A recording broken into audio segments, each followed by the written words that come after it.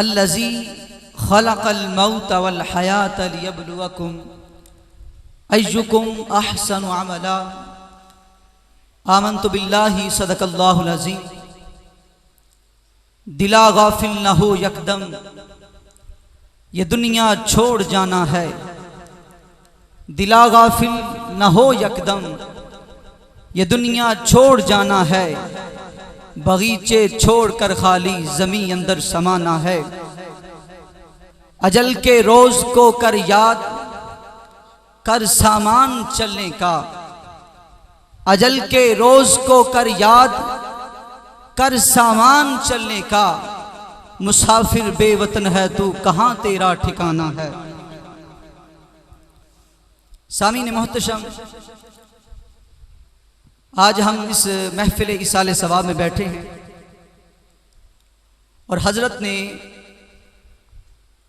इसाले सवाब के हवाले से गुफ्तगू फरमाई।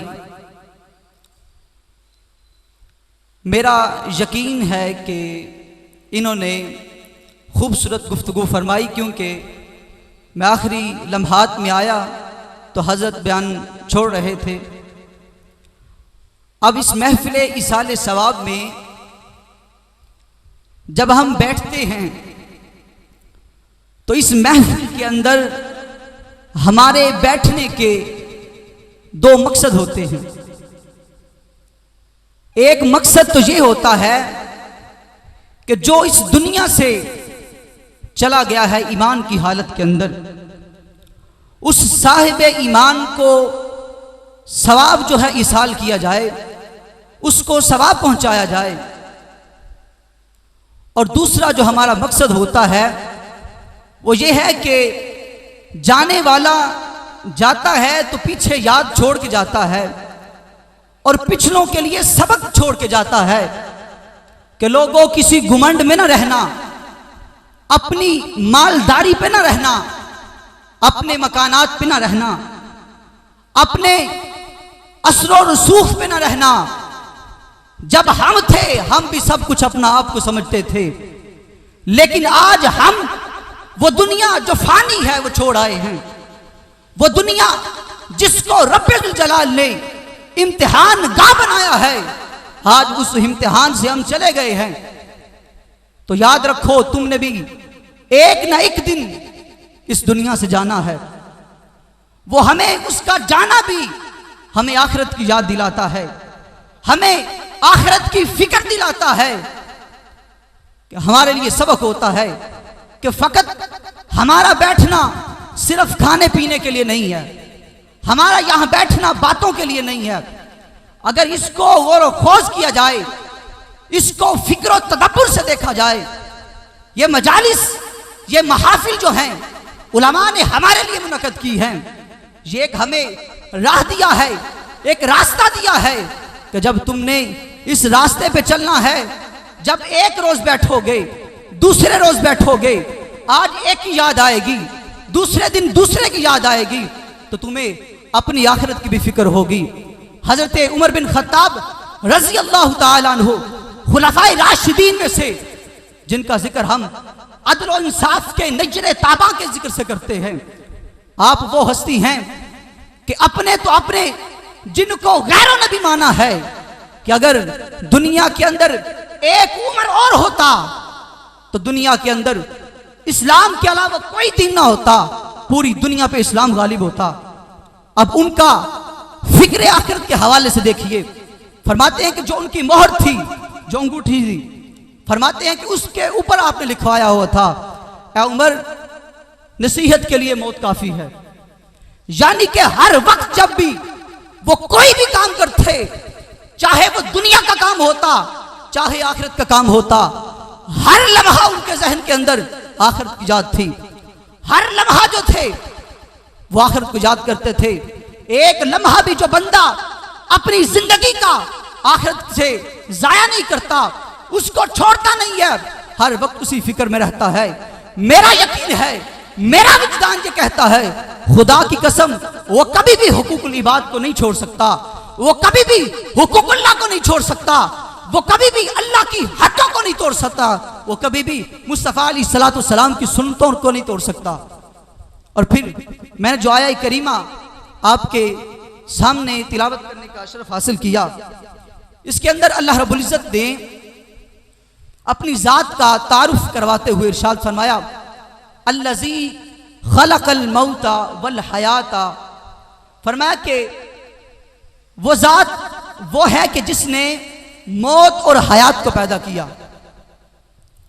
अब ये किसी के पास अथॉरिटी नहीं है कि किसी बंदे को भी वो जिंदगी दे सके, किसी बंदे को वो मौत दे सके, क्योंकि जिंदगी और मौत के फैसले अल्लाह रब्बुल इज़्ज़त के हाथ में हैं। इसका फैसला करने वाली जात वही जात है, इसकी खालिक भी वही है और इसका फैसला करने वाले भी जात वही है। लेकिन अल्लाह रब्बुल इज़्ज़त ने आगे जो इन दोनों का मकसद बयान फरमाया वो ये था, फरमाया लियब्लुवकुम अय्युकुम अहसनु अमला।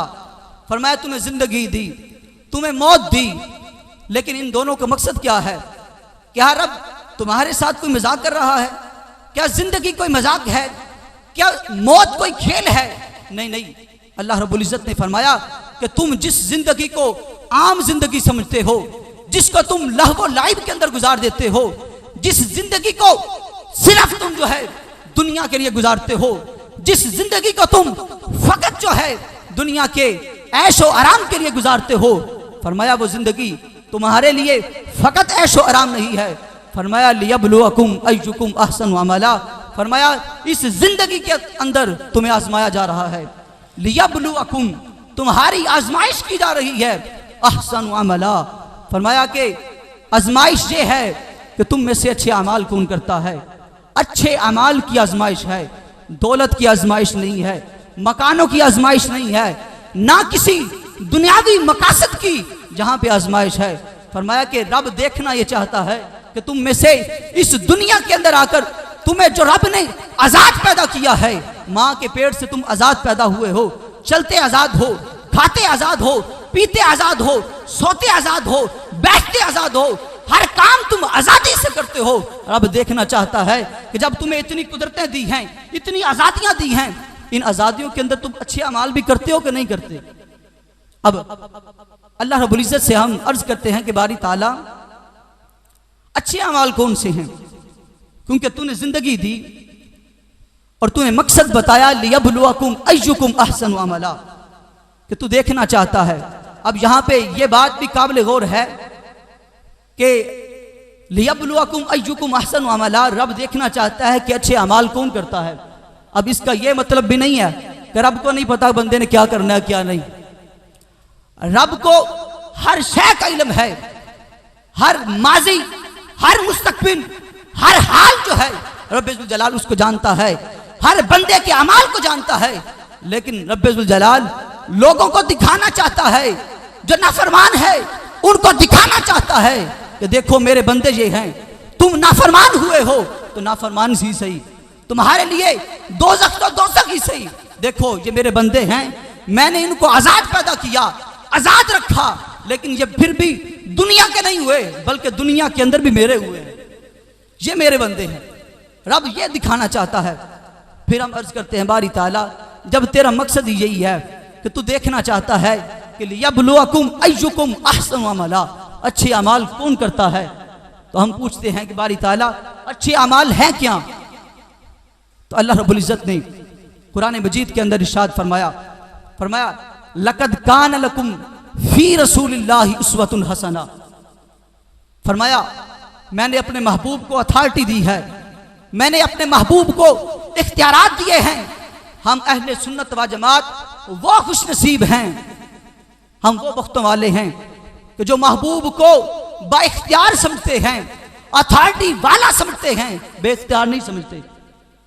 हम समझते हैं और हमारा अकीदा है, हमारे असलाफ का ये अकीदा है। आइमा अहले सुन्नत ने इसको बवांगे दोहल बयान फरमाया है कि हमारे नबी वो नबी हैं कि जो बाइख्तियार हैं, जिनको रब्बुल जलाल ने अथॉरिटी दी है। मेरा नबी वो नबी है कि अगर किसी बंदे से नजरों को हटा ले वो अबू जहल उतबा शैबा बन जाता है।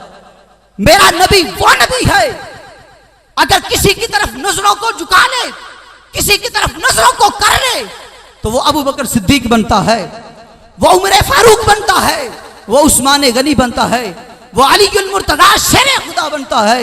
और मेरे नबी वो नबी है जिनको रब्बुल जलाल ने इतने इख्तियारात दिए हैं कि मेरे नबी नमाज के अंदर, हालत नमाज के अंदर अगर एक तरफ से दूसरी तरफ अपनी नजरों को करे, अपना किबला बदले, तो रब्बुल जलाल महबूब की नमाज को नहीं देखता, अपनी शरीयत को नहीं देखता। रब फरमाता है कि महबूब मैंने तुझे इख्तियारात दिए हैं, मैंने तुझे बाइख्तियार बनाया है, अब तूने मुंह इधर को किया है, अब से किबला यही है। रब्बुल जलाल महबूब अलैहिस्सलाम को इतने इख्तियारात दिए हैं। जब हमने रब से पूछा बारी ताला हम तेरी बारगाह के अंदर अर्ज करते हैं, हम आजिज निकम्मे बेइलम लोग दुनिया के अंदर आए हैं, तूने कहा लियब्लुवकुम अय्युकुम अहसनु अमला, अब हमें यह भी तो बता कि अच्छे अमाल क्या हैं। फरमाया लक़द कान लकुम फी रसूलिल्लाहि उस्वतुन हसना, फरमाया कि मेरा महबूब वो महबूब है कि जो जो अमल करता जाता है वो अमल अच्छे होते जाते हैं, वो अमल अच्छे होते जाते हैं। फरमाया अगर तुमने दुनिया के अंदर कामयाब होना है, अगर आखिरत की कामयाबी चाहते हो, दुनिया की कामयाबी चाहते हो, फरमाया महबूब अलैहिस्सलाम के नक्शे कदम पे चलते जाओ, रब्बुल जलाल तुम्हें कामयाबी अता फरमा देगा, रब्बुल जलाल तुम्हें कामयाबी अता फरमा देगा। और फिर महबूब अलैहिस्सलाम के नक्शे कदम पे चलने का कहा, यानी एक बंदा आगे चलता है और पीछे उसके चलते हैं, ये नक्शे कदम होता है। अब हमारा अकीदा देखिए कितना सुथरा है, कितना साफ है, कितना पकीज़ा है, कुरान और हदीस वाला है। हम कहते हैं कि रब ने फरमाया लक़द कान लकुम फी रसूलिल्लाहि उस्वतुन हसना, महबूब के पीछे चलो, महबूब के नक्शे कदम पे चलो। अब जो बड़ा होता है वो आगे होता है, जो छोटा होता है वो पीछे होता है। हम दूसरों की तरह नहीं है कि जो लोग कहते हैं कि नबी हमारी तरह है, जो कहते हैं कि हम भाइयों की तरह हैं या फिर एक चौधरी की तरह है, नहीं, हम कहते हैं कि महबूब को रब ने ये शान दी है कि महबूब रब के बाद कायनात के अंदर सबसे बड़े हैं और हम जो है उनके नक्शे कदम पर चलने वाले हैं। यही हमारी जिंदगी का मयार होना चाहिए, यही हमारी जिंदगी के अंदर हमारा जो है नक्शे कदम वाला उस्वा होना चाहिए, हमने किस पे चलना है। और यही हमारी आज की गुफ्तगू का और यही लाया अमल है कि जब हमने इस दुनिया के अंदर रहना है, किसी की मौत का कोई पता नहीं। आज हम बैठे हैं, कोई पता नहीं है, एक लम्हा बाहर जाते हैं तो किसी का विसाल हो जाता है, किसी का यह भी इल्म नहीं है। कोई आज साइंस कितनी जो है वो अपने उरूज पे है, लेकिन आज तक कोई भी साइंस का तजर्बाकार साइंसदान ये नहीं बता सका कि इस बंदे ने अभी फौत हो जाना है, इस बंदे ने अभी बचना है कि नहीं बचना। साइंस अपने उरूज पे है, फिर भी वो ये बात नहीं बता सकती। रब्बुल जलाल ने इस मौत का, हयात का फैसला किया हुआ है। हमारे लिए जो आज का सबक है वो यही है कि हम इस दुनिया के अंदर, इस जिंदगी के अंदर अल्लाह रब्बुल इज्जत के होकर रहें। जब हम दुनिया के अंदर अपने रब के होकर रहेंगे, मुस्तफ़ा अलैहिस्सलाम के होकर रहेंगे, कल क़यामत के रोज भी महबूब अलैहिस्सलाम हमें अपने साए में रख के फरमाएंगे, क्या मेरे गुलाम, दुनिया के अंदर तू मेरी गुलामी का दम भरता था, आज मैं तुझे कहता हूं कि वो मेरा गुलाम आ रहा है। दुआ है कि अल्लाह रब्बुल इज्जत हमें समझने की और अमल की तौफीक सही अता फरमाए। व आखिर दावा अनिल हम्दुलिल्लाहि रब्बिल आलमीन।